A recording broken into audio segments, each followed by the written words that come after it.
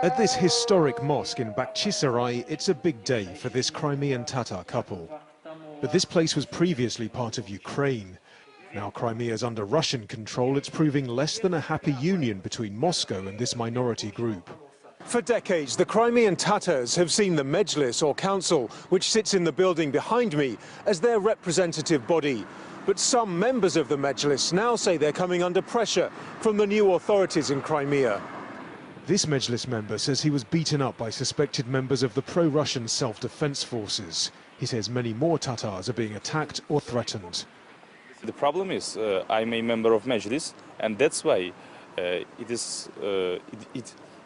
gave publicity to this situation. But in police, they say that they have common situation, very similar situation every day. When senior Tatar leader Mustafa Dzhemilev, who backs the Kiev government, wanted to enter Crimea from Ukraine last weekend, thousands of demonstrators tried to cross the new border to welcome him, but was stopped. He's now banned from Crimea for 5 years, and many of the protesters face prosecution. Meanwhile, the authorities have threatened to declare the Mejlis an extremist organization. But the man running Crimea rejects the claims that Tatars are being persecuted. We've already doubled the amount being spent on Crimea's Tartars to more than $20 million this year. That's more than they ever received when this was Ukrainian territory. Also, one of the Mejlis members is my deputy.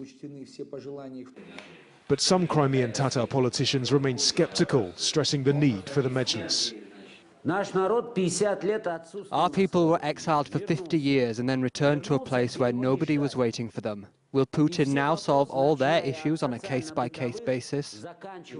Back in Bakhchisaray, this mosque elder isn't worried as long as the government doesn't try and sweep away the Tatars' language and traditions.